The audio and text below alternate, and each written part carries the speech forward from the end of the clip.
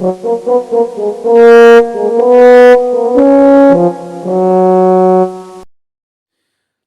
प्रिय भक्तों, आपका स्वागत है हमारे YouTube चैनल संस्कृत स्तोत्रम में। आज हम करवा चौथ व्रत की कथा को सुनेंगे और श्रवण करने के पश्चात जानेंगे कि क्यों मनाई जाती है करवा और क्या है उसकी कथा। तो आइए शुरू करते हैं करवा चौथ की कहानी। बहुत समय पहले की बात है।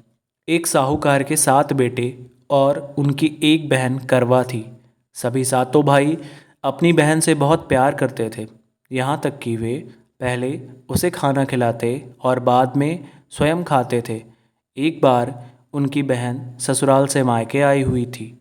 शाम को भाई जब अपना व्यापार व्यवसाय बंद कर घर आए तो देखा उनकी बहन बहुत व्याकुल थी। सभी भाई खाना खाने बैठे और अपनी बहन से भी खाना खाने का आग्रह करने लगे, लेकिन बहन ने बताया कि उसका आज करवा चौथ का निर्जल व्रत है और वह खाना सिर्फ चंद्रमा को देखकर उसे अर्घ देकर ही खा सकती है। चूँकि चंद्रमा अभी तक नहीं निकला है, इसलिए वह भूख प्यास से व्याकुल हो उठी है। सबसे छोटे भाई को अपनी बहन की ऐसी हालत देखी नहीं जाती और वह दूर एक पीपल के पेड़ पर एक दीपक जलाकर चलनी की ओट में रख देता है। दूर से देखने पर वह ऐसा प्रतीत होता है कि जैसे चतुर्थी का चांद उदित हो रहा हो। उसके पश्चात वह भाई अपनी बहन को आकर के बताता है कि चांद निकल आया है और तुम उसे अर्घ देने के बाद भोजन कर सकती हो। बहन खुशी के मारे सीढ़ियों पर चढ़कर चांद को देखती है और उसे अर्घ देकर खाना खाने बैठ जाती है। जैसे ही वह पहला टुकड़ा मुंह में डाल देती है तो उसे छींक आ जाती है। जब वह दूसरा टुकड़ा डालने जाती है तो उसमें से बाल निकल जाता है। जैसे ही वह तीसरा टुकड़ा मुंह में डालने की कोशिश करती है तो उसके पति की मृत्यु का समाचार उसे मिलता है। वह बौखला जाती है। उसके पश्चात उसकी भाभी उसे सारी सच्चाई से अवगत कराती हैं कि किस प्रकार उसके भाई ने ऐसा किया और उसके साथ ऐसा क्यों हुआ।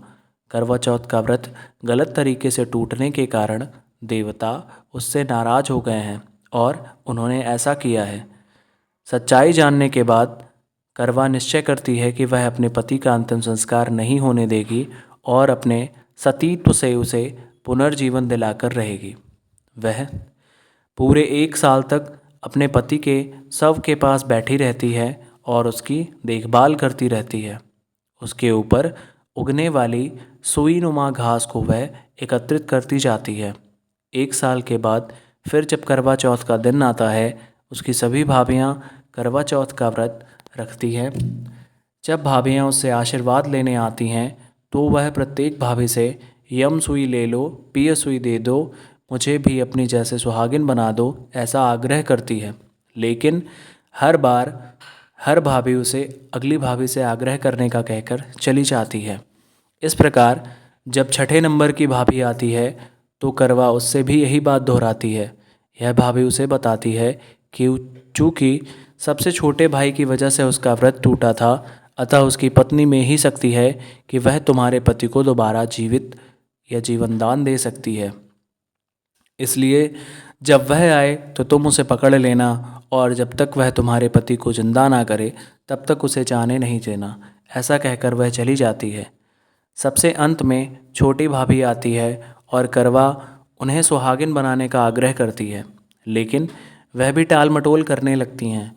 उसे देखकर करवा उन्हें ज़ोर से पकड़ लेती है और अपने सुहाग को जिंदा करने के लिए कहती हैं। भाभी उससे छुड़ाने के लिए नोचती खसोटती हैं, लेकिन करवा नहीं छोड़ती है। अंत में उसकी तपस्या को देख भाभी पसीज जाती हैं और अपनी छोटी अंगुली को चीरकर उसमें से अमृत उसके पति के मुंह में डाल देती हैं। करवा का पति तुरंत ही श्री गणेश कहता हुआ उठकर बैठता है। इस प्रकार प्रभु कृपा से उसकी छोटी भाभी के माध्यम से करवा को अपना सुहाग वापस मिल जाता है। हे श्री गणेश, माँ गौरी, जिस प्रकार से करवा को चिर सुहागन का वरदान आपसे मिला है, वैसा ही सभी सुहागिनों को मिले।